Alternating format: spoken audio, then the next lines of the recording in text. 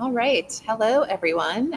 We are live and welcome to our afternoon session. I would say lunchtime, but we're in a few different time zones here. So thank you for joining us from whenever and wherever you are.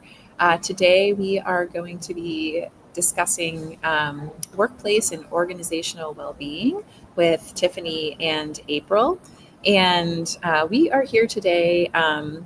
With thanks to Tiffany for coming up with an idea on how to support our organization Open Up. So, just so everyone knows, if you aren't aware, my name is Marissa Vogel. I'm the Director of Operations and Fundraising here at Open Up. And Open Up recently experienced a loss in funding. Due to federal cuts and federal changes. So we are trying to fill in a gap. We're working really hard to keep our culture and our workplace going and moving forward. And we're so lucky to have community support from friends and experts like Tiffany that have reached out in order to help us in this time. So part of the reason we're having this event is to provide you all with some resources and some education around things that are very much aligned and important to Open Up in our mission. We teach mindfulness through movement and arts, and we center people living with disabilities. We have programs that are for people both with and without disabilities. They are for everyone. We try and create inclusive communities of belonging. And we are hoping today to raise some awareness of the programming and the resources that we offer. And we welcome you to check out our GoFundMe page, which I'll shortly put in the comments here. And any contribution that you could make to our GoFundMe page to help us weather this federal funding crisis and move forward with some of these important practices that you'll be hearing about today would be much appreciated. So, without further ado, I would like to introduce Tiffany. She is the executive director and founder of Zephyr Consulting, focusing on HR and building organizational culture. Open Up was lucky enough to work with Tiffany about 4 years ago at this point when we were first moving out of our startup and grassroots phase and establishing our HR policy, practices, and handbook and building out organizational culture. And we've been building on that for the past 4 years now. So, very much appreciate Tiffany's help in getting us started there and the great ideas that we came up with during that time. And we are also welcoming April Jackson. April is Open Up's advocacy specialist. She's also the co host of the Sunday Safe Spaces podcast, which just celebrated its 50th episode this year. You can find those on any podcast platform. Big shout out. Um, and April is also an executive leadership and development coach, and she also provides holistic support to workplaces. So I'm going to go ahead and pop off here and let Tiffany and April take over the conversation. Thank you both very much, and here we go. Thank you, Marissa. And Tiffany, thank you for having us and sharing us with your wide, vast community, like really opening the door. And we talk about radical hospitality a lot, and you've been in so many conversations with our Open Up team, and you really helped us understand we what we mean and how we translate that into action, especially when it comes to running. Yes, we're a nonprofit, but basically we're running a business. And you opening your doors to be hospitable to us and bring us into your community is really, I'm really grateful for that. So thank you. Thank you. You all are just so amazing. And I'm grateful to have you in my community. And I feel so blessed to have gotten to work with you. And when Marissa said 4 years, I was like, has it been that long? I think one of the, and I'm sure we'll touch on this today, but one of the beautiful things about community is that it should be ongoing, right? These are relationships and there are people at the heart of it always. So I'm just so grateful for always getting to learn and grow with you all in community too. Thank you. So everyone knows, Marissa talked about Sunday Safe Spaces, and that is part of our programming, which was really about opening these doors and to conversations that really went to the heart of the intersectionality of accessibility, disability. Often in disability spaces, it's still very white centered. and there are a vast amount of human beings that must be my word for the day, that have disabilities, visible and invisible. And it's really important to understand and be okay with that. And Marissa opened up by sharing. So, one, I'm saying that to say this format is what we do in Sunday Safe Spaces. This is where we have the conversations, and this is where we broadcast it in a platform such as this. So, just wanted to share with everyone. It's an organic conversation. We have questions. Marissa is off screen, but she's on. She's our tech support right now, and she can pop in at any time. But if you have questions, if you have comments, if you have a share, please put them in the chat, and it will definitely either pop up immediately to us, or she's like our liaison in that space. So something she brought up, Tiffany, which we have a whole list of questions, and now I'm like, oh, I don't even see this question, but it's making me think. Marissa mentioned, wellness. And our organization is about bringing mindfulness into spaces, and centering it around the community that is disabled, which is basically a global community, because you never know what someone has. And a lot of times in workplaces, people don't want to disclose, and they have every right not to disclose a disability they may have. Do they have dyslexia? Do they have a chronic disease? Are they, suffering in some type of way? Are they not suffering and they're just using an apparatus to support themselves with a wheelchair or a cane? Like there's so many different ways that people support their humanity. And we have put it in this, this column, this lane of being disabled. And when we talk about workplace wellness, we know when we cater to everyone, we have this like universal design and this universal way of doing things, everyone benefits from it. And that's really important. And you do so much with organizational development and working with teams and working with people. So do you find that people equate wellness with accessibility and equity in the workplace? That's such a good question. And I love how we kick this off talking about, because first of all, people don't always equate, we think physical wellness, right? But, to your point, someone may just need to use an assistive device. They may have a chronic illness that you may or may not see. 1 in 4 people has a disability, whether disclosed or undisclosed. And when we're looking at things like mental health, you can't always see that unless and until it shows up in different ways, or someone does disclose that. And I think one of the things that we look at is psychological safety in the workplace as well. And so do we have systems that are designed for meeting these human beings where they're at, or are we not allowing people to show up as their full selves?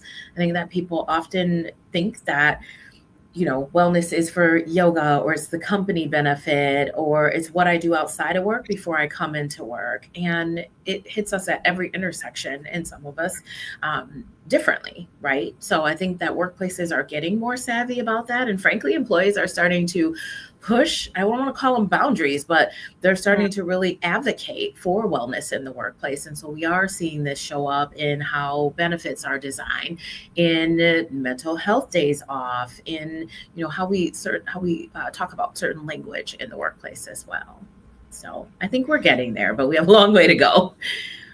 Okay, I'm glad you shared that, and shared that it's moving forward, and we still have a ways to go, as you said. And I wanted to jump in and share that when I was teaching a lot in wellness and fitness, and been teaching yoga for a gazillion years, 25 plus years, and stopped. And I have stopped. But one thing I noticed is that I didn't know what they did. So I knew people's bodies, I knew their faces, I knew their names, and somebody would be a housewife, somebody would be a CEO of a company, I'd bump into somebody, they're actress. These are true stories. They're an athlete, they're an actress, their jobs were everything from working in industries, the food restaurant industries. I never knew who anyone was. And I know in my mind, it's like, oh, this person is a millionaire or a billionaire, and this person is a janitor. I have to look up to the billionaire. People's bodies are bodies. Mhm. People's names are their names, and the way people move are so unique to them. So I feel like it's a great equalizer. The thing that makes it inequitable, and you can share, but I think the barrier, the accessibility, the cost. Like you said, some companies are offering wellness and health spaces for people, and then it costs a lot of times, and that really puts a dent on things. I was just in Miami, and I would go walk every morning, and I was just like, I loved it. All sizes, shapes, colors, languages. Everyone could just go for a walk, and that was really wonderful to see and to be a part of. And I'm hopeful that organizations like ours and other companies can create more accessible spaces to allow people that freedom to move their bodies. And do you know offhand, or have you engaged with companies to know the percentages? Like you said, 1 in 4 people have a disability. Do you see the benefits of companies or organizations that offer wellness and those that don't? I think, in general, what a great question. I think in general, we see people being happier at work. They feel safe. I think that sometimes people feel like, oh, psychological safety, it's a buzzword, just like wellness, just like culture. And these words, they're more than words. When we set out with intentionality, when we look at things from an equitable lens and want to have this universal design and equity so that everybody has access and feels like they can show up to work, whether you're a runner or not. I think even in workplaces where we kind of have these various cliques, that can be damaging to culture as well. If I don't drink for one reason or another, and there's a happy hour, or if there is the runners club, sometimes organizations will put in place these different clubs or ERGs or things, and they're not always as accessible to everyone. And sometimes folks are excluded from those. So we're not being as inclusive as possible there. But I think there's so many different opportunities. And I have seen people be happier when they feel like they're included, even in the learning environment, right? Like we're doing today, when people feel like they have access to learning opportunities and professional development, and when they can cross collaborate and learn. I truly believe I think that is good for our total wellness, and it makes people happier at work, and then they perform better. So, Which is bottom line for a company or organization. I appreciated hearing you share this idea of even providing opportunity to do things. Sometimes if you silo it, it can create these barriers. And I didn't think about that till you just shared it, like a runner's club. I used to run back in the day, but now I don't. So, the runners might be 50 miles, and it's like, well, I don't run. And this is one of the, everybody, we did have curated questions. But this lends itself to one of the questions that we did have about what ways can organizational leadership better reflect and respond to the needs of employees. And we specified employees with disabilities, but employees, I would also share, again, disabled employees are employees. Like, how does leadership reflect and create spaces that really open up to everyone, and it reflects their entire workforce? I love this. And I think, you all keep hearing us come back to what works for everyone, because I think that part of what becomes the issue is, we're all human. We show up with bias. That's just how that works. But we have to work really hard to work against that so that we can show up and understand and appreciate and meet people where they're at in all of their intersectionalities, which could be international. But I think, for one, leaders being aware of that and not making assumptions and challenging their own bias and assumptions, the decision making process. When we look at that and we think about power, often even in the way we describe and talk about leadership, it is described in title only. Whereas we know that we all should be self-led and we should all be making different decisions. So how you allow that power to come to fruition, how you're allowing access to various opportunities, and looking at even how disability may, it is one of the intersections, right? But we sometimes see a disparate impact because people aren't realizing that, or there's fear or perceived threat of, oh, I'm going to lose access to my power, or, well, what if I promote this person, or what if I give this person information on the team? Are they going to now be, now is my position going to be at threat? But when we look at equitable access, it should go across all. There's no harm in distributing power and access.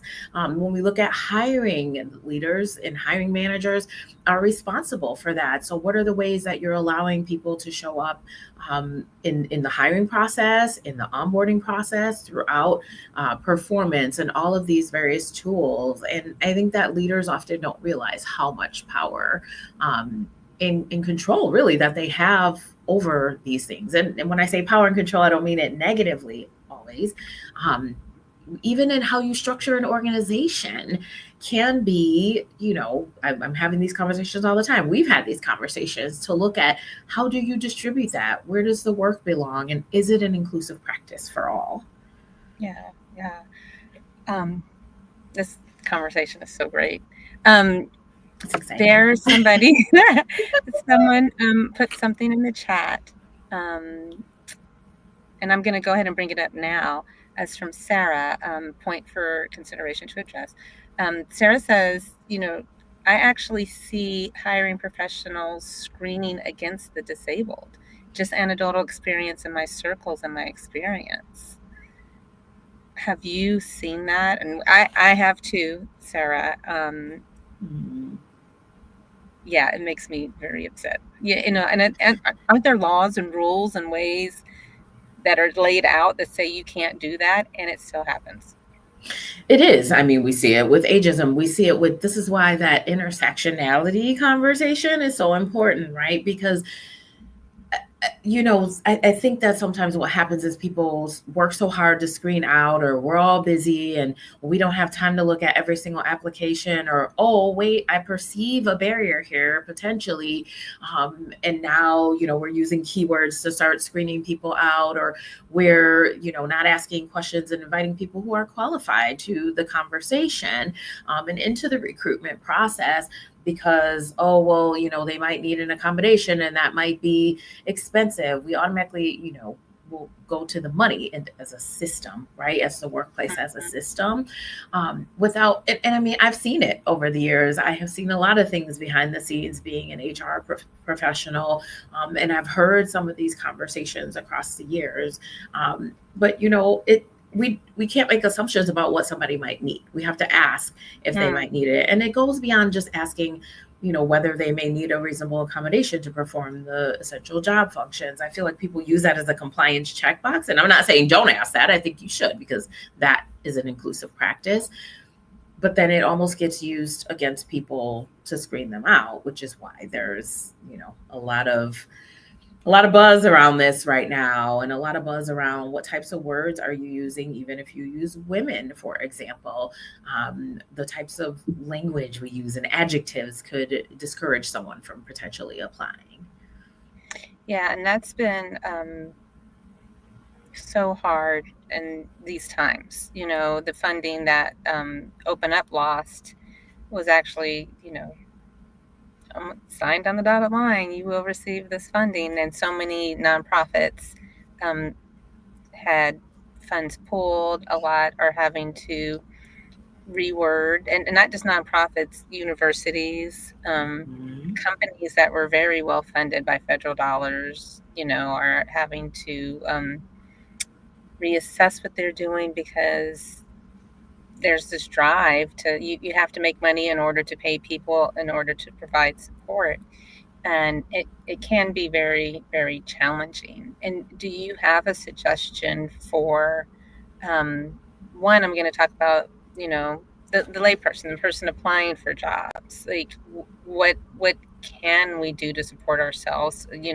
Knowing that we're categorized in this box of, oh, I'm Black, I'm Latina, I'm a person of color, I have a disability, I need assisted devices I choose to use assisted devices to support myself. Like, how can you advocate for yourself in those situations, and protect yourself from being penalized?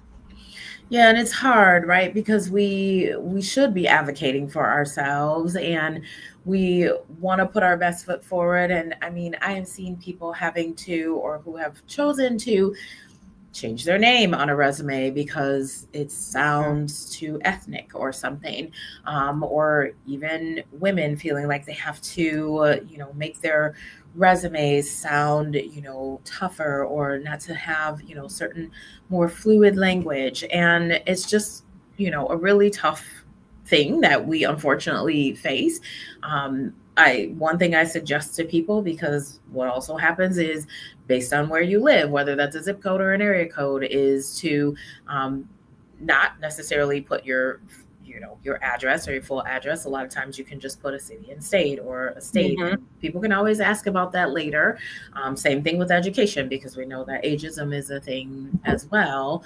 Certainly, working with a coach, if that is feeling like, that can be one way to support people with disabilities, but also folks without, to get the advice, and to have a mentor. I would say, get a mentor, run something by someone else. But at the end of the day, we should feel empowered to be able to use that, because even clubs, right, that people are a part of, if I'm part of a certain fraternity or sorority, or if I say that, I'm a member, which I am, of the Black Chamber of Commerce, does that now identify me?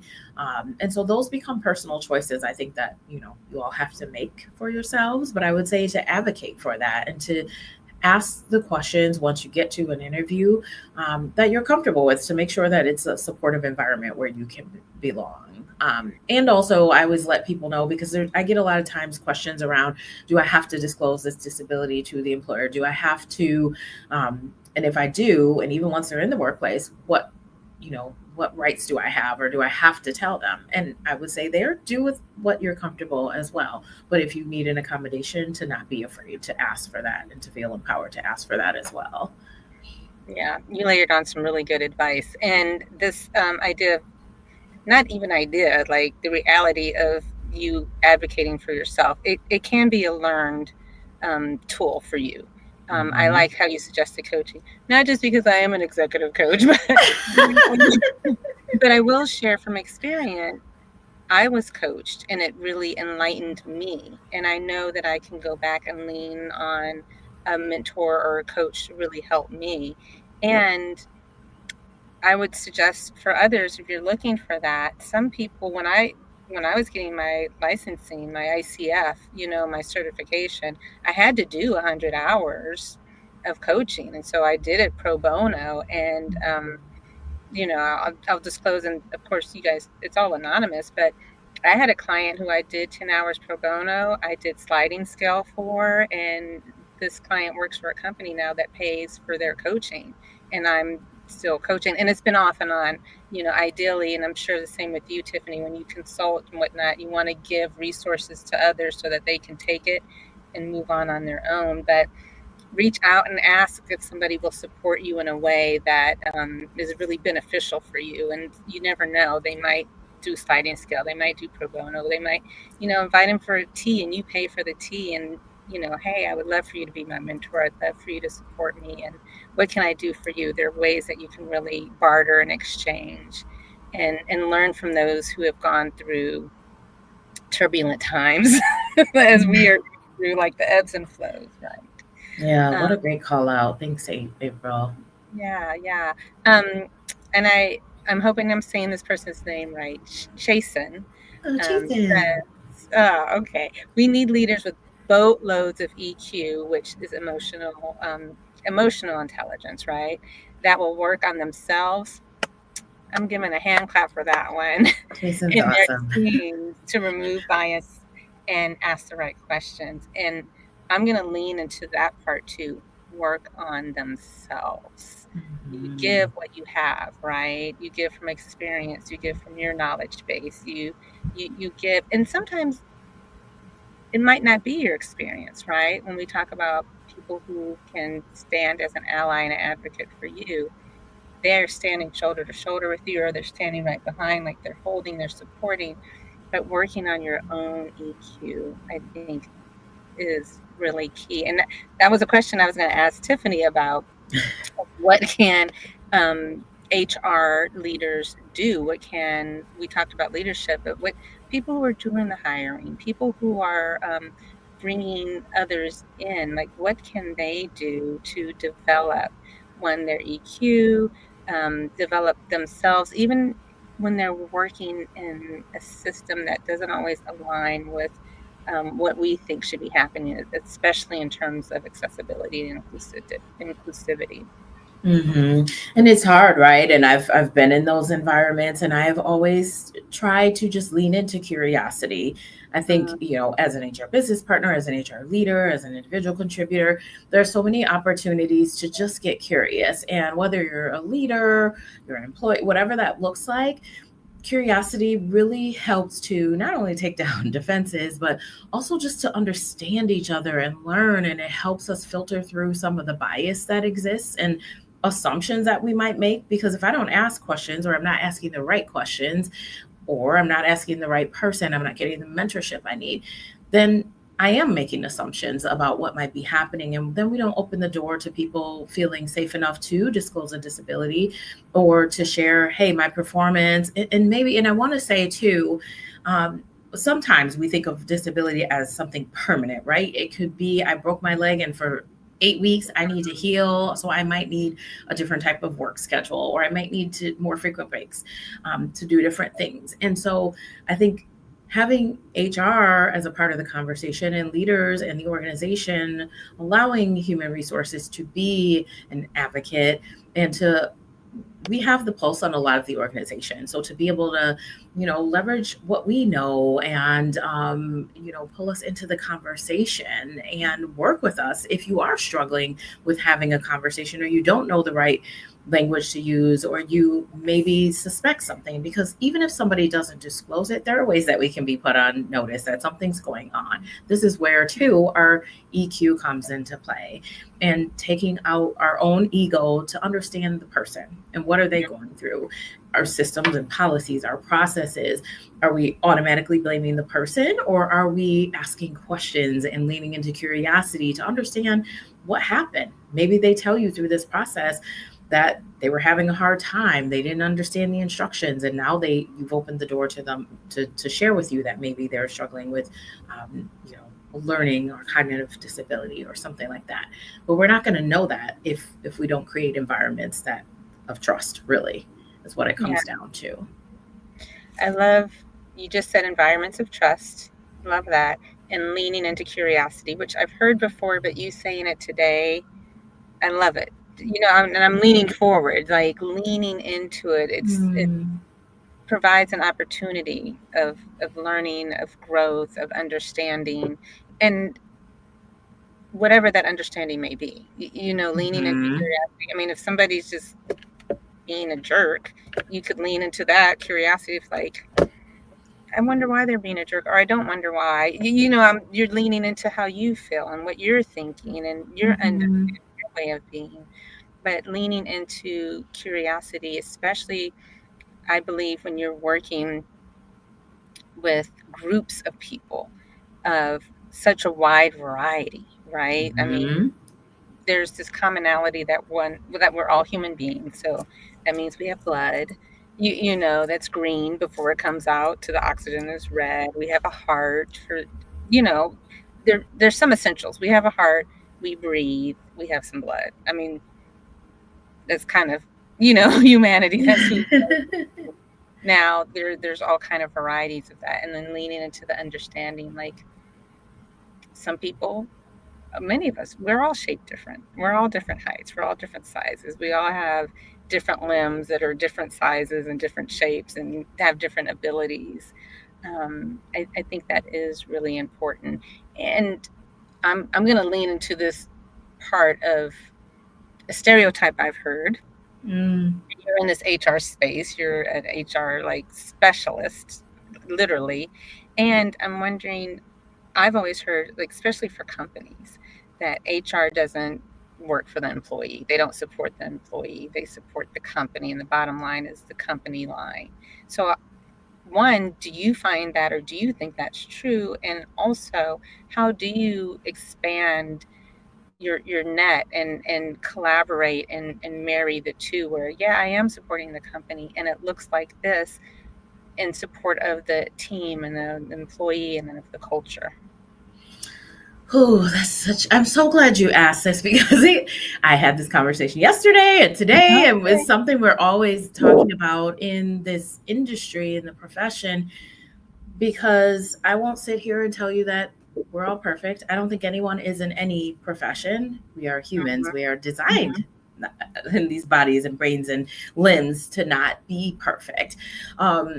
But what I would say, and the vision that I have for HR is really for it to be transformational. I'm looking for business transformation, which means that the culture transforms, that people aren't harmed in their workplaces in any shape or form. And that means that leadership has to be talking to HR. They have to trust what we're saying. We have to have a dialogue. It's not that I know everything about the business, but we have to, again, lean into curiosity. We have to ask questions. We have to assume that we all have the best intent for one another and create environments of trust that allow that. But I also have to feel safe with you that if I bring this thing to you, that this is going to be okay. Meaning, if I take it to HR, we're not breaching any confidentiality, which Right. shouldn't happen, but unfortunately it has. And some people have been burned by that. But yes, of course, at the end of the day, our one of the major hats we wear is risk. Looking at, and that's from all sides. You can't just say, "Oh, well, it's risk from the employer side, and we only care about that part." HR functions differently in every company and every size of company. So, what I'm saying does not maybe apply to the company you're at, or it might apply across. There are people who practice differently in HR. But my belief is that if we truly care about the people and we're trying to build these caring, sustainable cultures, then we're going to ask the right questions. And I'm going to look at it as, this leader doesn't seem to have the EQ or the open mind. Perhaps I could ask them some questions. It's my job. I see it as my job to help open up perspectives on behalf of the employee, the organization, and frankly, that leader too, to help guide them. And all of those things they can work in concert, but people don't always realize that. And there's just so much stigma against HR and what our job really is and isn't. The nuance and the beauty in HR, one of the best skills we have is being a thought partner. And that is so often left behind, and it's so unfortunate. So I hope this gives people some different things to consider. I hope so too. And you have just dispelled some myths for me, because I think people are people. Again, as I've said, like, I've worked and engaged with so many people. You never know what they do, and I think your job. Um, there's a Thomas More. He's a psychotherapist. Are you familiar with him? Mm-hmm. And his idea is that everyone's job is a vocation, and typically we think of vocations as like the priest, who's been called into a higher purpose, right? We think of the guru, the most spiritual person, has been called to do that. And his belief is that we've all been called to do what we're doing. Now, I know I have sold newspapers on the corner. I have worked at McDonald's. I've had worked at Sears. I've had so many jobs, from Me too. teenage, right, through college and everything. So, I didn't think me working at McDonald's was a vocation. I just wanted a little paycheck so I could buy some clothes or whatever. However, this idea that you bring yourself into what you do, and there's some part of it. I'm still a people person. I still Mhm. engage with others. And so hearing you say the nuance and the beauty of HR, I was like, beauty in HR. And I hear you. I hear you. Mhm. I do, because that's, to me, that's the bridge between corporate and people, and if somebody is really filled themselves, I can see them spilling over, like you said, have the meetings with leadership, recognize where you see opportunities for everyone. So thank you. Yeah, thank you for accepting. I feel so seen. Thank you. We're role modeling this in real life here. There you go. And it's something I never would have thought of. I came at you kind of hard. I was like, I heard HR does this, and you were able to I'm like, explain it. oh, bring it. I love this conversation. I think April too, one of the things that I see where this can go wrong too, when we're talking about hiring managers and not leveraging HR, because throughout my career, I've had these kind of battles, if you will, with hiring managers of the back and forth of what's required, what's preferred. Are you requiring an advanced degree? And is that necessary? Are you comparing that person to someone else in the job while recognizing that the person who may be backfilling a role, they may have a different set of abilities? We all do, right? And I think that we miss so many opportunities. I will say that because I've had a lot of jobs too. The number of times I was judged when we talk about advocating for ourselves too, it's telling our story and doing it only in the way that we can. Here's what you don't see on my resume. Maybe I was caregiving. I'm in the midst of that right now. You don't always see these stories behind the person. And so for leaders to, you know, just be equitable about things and to take this, it can't be just like one extreme or the other. People are missing out on some great candidates because, what's this gap for? Or they missed this, or they're not going to stay here, or they're going to want too much money. I mean, all the things that we hear behind the scenes, that means we're making assumptions. You haven't asked that person. There could be some very strong, solid reasons why they aren't in the workforce right now. Like this market right here, right now is challenging. Yeah. Yes. It's so interesting. It makes me think of times and it makes me think of Sharon also sharing the screening against somebody because they are disabled. Again, low EQ. Um, I'm I'm gonna assume that person may or just isn't interested. And like you said, sometimes, a lot of times, HR is responsible for managing the risk. Mhm. But and why is that a risk? And I heard you say, well, maybe they have to spend more money to be ADA compliant, which they need to be anyway. Let me don't. I I agree. I you know, agree. and I No. remember having a job in college, working corporate in Brentwood, California, big business, and I would dress all nice. And I think I got a nose ring, and I don't have it now. But I was in college. This is just my summer gig. It wasn't anything fancy. And the woman was like, I would hire you if you didn't have that nose ring. This was Mm. back in the day when they totally could. And it was funny because you like, it made me think of people making assumptions. You're assuming I Mhm. want this job.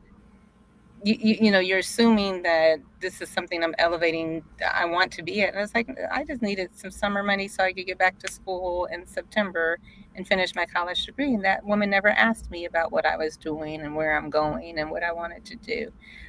And notice that experience has stayed with me all the a couple of decades later. So I do think it's real important for leadership, and for human resources. I mean, just the name itself, human.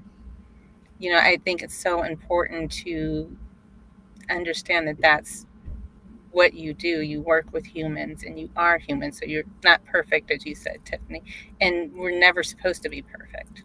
Mhm. So I think that's important. And how is it nowadays? What are you finding? Like, it seems so precarious to even say inclusion and equity Mm. and accessibility and, oh, like, how heavy has it been, in organizations and companies nowadays with all of this going on? What have you seen and witnessed? It's heavy, right? Like when I hear stories of organizations like Open Up and the crisis that you find yourselves in and the work that you do, that this all of those things are at the center. And it's disheartening to me that we can't, people ask me all the time, well, how's your business doing with everything with the, the DEI space going? It's almost like in a whisper, right? Um, and I'm just kind of like, this is just what I practice in general. And this is what we all should be doing because it is for the benefit of all of us, even, no matter what you believe, it it is the equitable thing to do. And people don't always realize, depending on their belief systems, where that access come from and all the things that it does actually open up. Because I have a friend who once said, or she'll say, labels are for jars, not people. And we are so right. Oh. I think she borrowed that from her daughter, but it's stuck I with will me. take it. we had a conversation back in 2020 with a lot of the things that had occurred and that frankly are still occurring. But we were having a conversation similar to this and talking about just how we label everything, how everything has to be labeled. And I really think that that is how we found ourselves in this place of, we have titles at work and we have titles at home, and there are, preferences based on, who we are as individuals. And what I'm starting to see, unfortunately, in the workplace as well, despite the movement towards more wellness and caring for folks inside, is I am starting to see less civility in the workplace, and people are having a harder time getting along based on their various perspectives on different things, and they're having a hard time trusting leadership at times, and taking instruction or guidance. And I think that a lot of those things come from our lived experiences, and people just don't always feel safe at work. It is our job as leaders and as the entity and the system of an organization to take care of people. They come through the door, whether or not, and people will say, oh, well, just leave that at home. Just leave it at home. Now I see that happening less. But if I'm not focusing where I have things going on, how am I supposed to show up? How are you supporting me and providing the tools and resources and the environment that's safe enough for me to show up every day? It's and we have so much power as HR, as leaders, as this organization, to shape policies that work for people, that work for everybody, no matter your abilities. And sometimes it's just all compliance, and we don't think about those things. That's unfortunate. Yeah. And listening to you with that reflection and answer made me think of just taking care of yourself no matter what, to the best of your ability, whatever that looks like. Because you can do all the right things, and nowadays it's like whatever, like everyone's at risk, honestly. And I think just being able just to take care, and that's when we talk about, open up, we talk about mindfulness and mindfulness practices. And I did something for did a lunch and learn just very recently for another organization, consulting, and it was going to be mindfulness, and they're like, don't do yoga, HR will not approve. And we laughed about it. And it's funny, I did this whole thing and we had a great time, and the CEO came to me 2 days later and was like, I had this heavy board meeting, April, it was like intense, and he said, I did box breath. And it was something simple I had taught him, and I was like, you did? How did you feel? He's like, I really needed it and I really felt good. And those are simple things, like learning some basic breath techniques.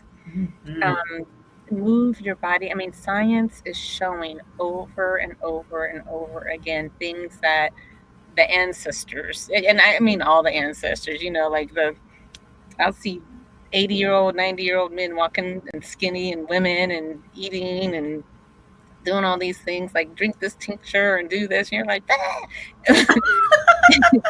But it worked, right? And just moving your body and giving yourself water and, some basic things. It doesn't mean like, oh, we're all just going to be healthy and well. And no, we're all going to be imperfectly us in that imperfection. but being able to take care of your mind and your state of being can really help us in any space, because there's rejection, there's hurt, there's turmoil, and there are different personalities. How do you lean into curiosity when you're like, you can't even stand up straight? I think sometimes you got to use a cane, you got to use something to help stabilize yourself. So, yeah, when you Mhm. share, think about that as well. I appreciate that. And I love that you've called this in because this has been a practice that through, I mean, we're in a mental health crisis. We're Mm, also in a burnout crisis, and which they are tied, right? Prolonged stress over time creates burnout. And that has been through 4 rounds. For the last 2 years, breathwork has been such a game changer. And people think when you say things like this and you're talking about wellness, oh, it's yoga, and oh, they just told me to breathe a little. We have to go back to often just basics. You can't just stare at a screen or be in, meetings all day long and not take those moments for yourself. How do you show up as a leader when you are burned out? And this is, mm, I'm watching this also become, it's been an epidemic on the rise because I hear people tell me about how they rush and they do this or they choose between their family and their job. And it mm, is eating us alive every single day. And how can you create a culture that is nurturing when everybody is just fried out and there's no yeah, space or understanding in the workplace, or that you feel like you can take 5 minutes to yourself to do that box breath, right? To be able to do yeah. that. And that's a concern for me too. Yeah, me too. And when you were sharing earlier about, find a mentor, find a coach, find a community to get support, that again, science has shown when you have support around you, it really helps you with your mental health. It helps you with your physical health. And I'm thinking, if you don't know what to do, use an app, ask somebody, just sit, because like the meditation, the breathing, it helps train your mind to focus. Mm-hmm. And that's something that's needed. That's a skill that's needed in, the workforce with whatever you're doing, be it you're a sous chef or a line cook, or you're writing grants, or you're an accountant, which Lord knows you need a lot of focus with that. I don't have that skill. We love our accountant friends. It's not a strength of mine either. People who like color code their calendars, those project managers, like, yes. Um, and that's just the beauty. The artists, the creatives who can really focus in on the art and show us what things can look like and what there's, Mm. possibilities. I think it's also important. And there are ways that you can learn, and like an organization like Open Up can come in, teach. There are free tools online. Watch YouTube. Like, social media isn't, the all evil thing. Like, you can use it for learning and then find your balance. Some of the, I won't say best companies, because it's not best companies, but I've noticed that there have been leaders who have contracted and said, hey, can you come in and teach this, because I do it. I get up at 5 every morning and I meditate, or I go for a swim, or I go for a run, or I go for a walk. Or I've watched a few videos lately of this one woman who's in her 90s. She just gets up, puts her coat on, and she just goes for a walk every day. There's this one woman who, um, she's 102. Her second career was when she was 80. She's a Oh forest my ranger. gosh. Wow. And she said, I've lived multiple lifetimes. And again, the caring for yourself, and using those type of people to support and mentor the possibilities of what it can be, I think is really key and really important for the health of corporate America, of organizations, of just all the workplace. Because again, going back to Thomas More, like, it's your vocation, it's your calling, it's who you are. And if you feel like it's not, then fine. No, I'm joking. Give I yourself well, space, I would you know. plus one that too. And people don't like it when they're like, you're HR, you're not supposed to say that. And again, back to the labels. And I'm like, I am a human and I believe that other humans deserve to be their best selves. And we all want purpose and meaning at work. It's what connects us to it. And if you expect me to sit here for 8 hours, or whether I walk around, or whatever your job looks like, you want me to be here, you want me at my best. That's how our customers thrive. That's how I'm going to thrive. That's how I'm going to do my best work. That's how our brand is going to thrive. And people don't often think about it in that type of strategy, but representation is also a strategy. So when you have people inside the organization, we want our workplace to be representative of what that is. Even when people are like, well, we live in a rural place and we don't have Black folks here. We have to try. We have to have intentional efforts. And that's why you can work with somebody, you can mentor, who can help you to, look at, this is how you post. This is what to look for when you do that. Please stop not choosing this candidate because they were overly nervous. Well, my goodness, we have created an environment of interviews are naturally bad, or they showed up in this way. What if they didn't have access to, I literally heard a leader say, well, their clothes were all wrinkled. And I'm like, wow, what if we started with curiosity instead of judgment? Curiosity instead of judgment. That's interesting. And those are the biases that people come into the workplace with. Because I know I do not like ironing.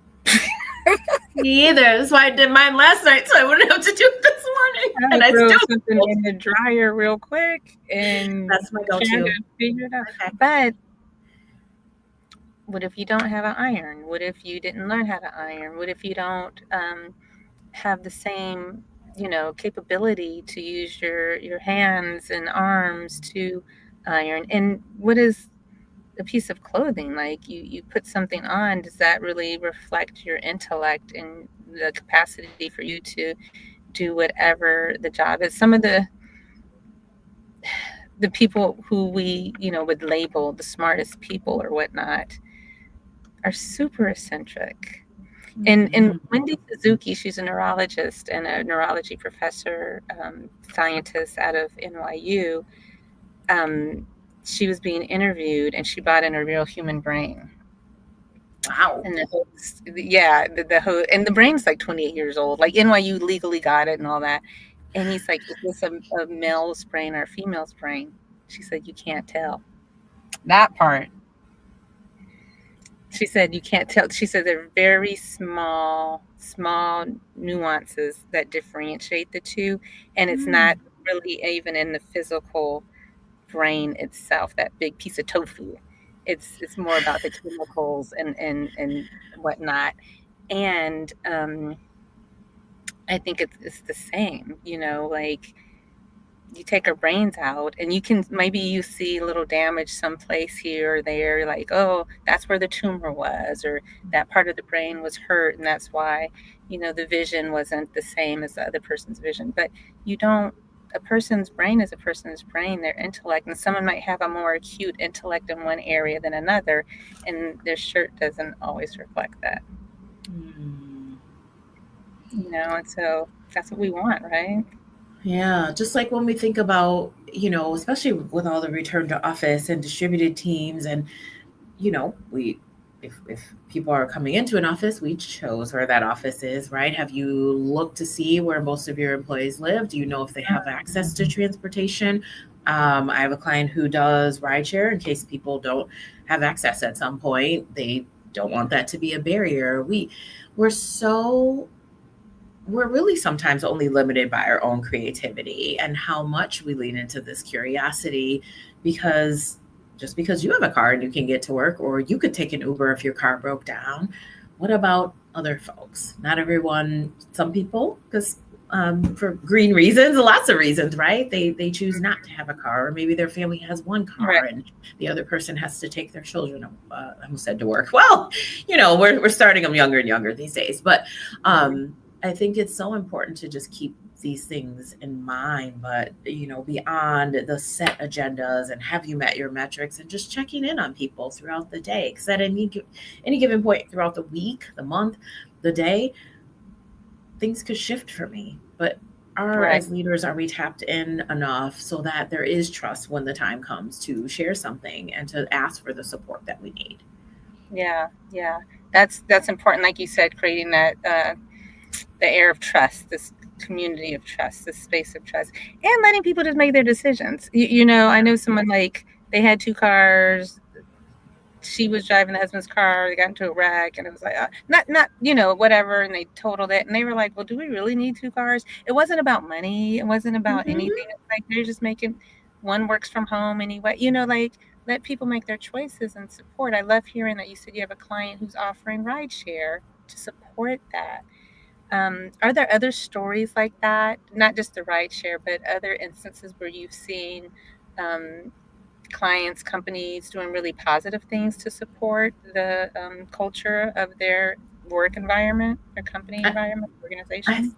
yeah, I think one of the things that I feel so grateful for is just getting to watch some of this behind the scenes or having people tell me, like, I'm really blessed with the clients I've had, like, open up, who care about people first and who think, in ways that make power equitable and distributed, and who care about the people at the center. And so I work with small to medium businesses. They don't, have to follow FMLA, for instance. And so they don't have to give certain leave, but most of them do in some capacity.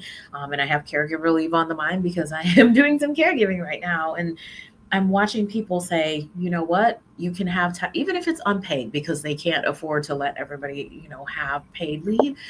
We support you where you're at and come talk to me if you need something different. It's helping people understand that they do have some decision making power and inviting their voice into policy making and all of these decisions that happen, so that it's not just leadership making it, that they're inviting and activating the employee voice as well. So I'm really grateful for that. Some of my clients, they have people bring their pets and their babies in, and they just have access to different things. There's percentages of healthcare that's paid, and just really different things that people have come up with, for even the way sometimes professional development can be equitably distributed, to make sure, oh, that person's always going to the conference, they always get to go here and there, making sure that those things are seen, but also that the employee voice is invoked in the process. I really, really, really, and I'm just not blowing smoke. I would Appreciate. never think you were. I really appreciate listening to you and hearing you. Um, because it's an area that I don't have expertise in. I have a knowledge, and I could say just make everybody free and do whatever, and you have the knowledge. You have the data. This is what you study. This is what you do. You have the verbiage. You're like, yeah, that means you know whatever it is, and I'm like, yes, that is what it means. I learned from clients too, right? We're in this Yeah, life together. We yes, yeah, really are. And it yeah. works better when we think of it in that mindset. None of us does anything alone. If anybody tells you they do, I'm a little concerned. Right. So I know we're on your platform. So thank you. We're on your LinkedIn, and we're on Open Up's LinkedIn as well. And we'll be able to keep this evergreen so people could come back to it. So with that being said, um, one, you mentioned you work with small to mid-sized businesses, and it made me think too, in this environment, like when we're hearing like people are screening against people who are disabled just because of that, and people are getting reorged and fired and all this stuff. um, it could be an opportunity for you to explore what your passions are, to explore possibly creating your own business. I started consulting on a wing and a prayer, and I'm still doing it. You know what I mean? And also been able to engage in actually working, like within Open Up, and an actual employee, which that evolved in time. But I have found it so useful, like when we used you to really support us, not used, you consulted us, and it's like, oh, you gave us so much insight. So how can people find you, like especially small business owners, mid-sized business owners? Like, do they go to your website? How can they contact you or other resources to help them like develop some sort of human resources for their company? Thank you for that invitation to share, April. LinkedIn is a great way. We're here now. I'm pretty active on there on both Sephir's company page and my personal page. Or yes, feel free to look at our website at sephirconsulting.com. There's a breakdown of all the things we do and who we support and what our approach is. So we'd love to find values aligned organizations that we can support and help build culture. And like you said, values aligned. That's important for all of us to align our values and, you know, find what we can do and who we can do it with, so we can feel trusted and supported. Well, everyone, we did over an hour, and my gosh, it flew. I know. I hope we can talk some more. And thank you for doing this. You know, everyone, if you go on Open Up site, there is a GoFundMe. We've been able to, you know, piecemeal some support, and month by month they stayed open a little longer, and we're hoping to make it through. And we're also continuing to move forward, because that's what life is about. So thank you. And with that, please drop in the comments again. And if you drop into LinkedIn, you know, Tiffany's page, you know, I'm sure she'll respond. And same here with Open Up. And, you know, we're on this joint platform together. So please, we can't wait to hear what you say and hear your support, your advice, your resources, and your engagement is just really important to us both. Thank you, Tiffany. Thank you, April.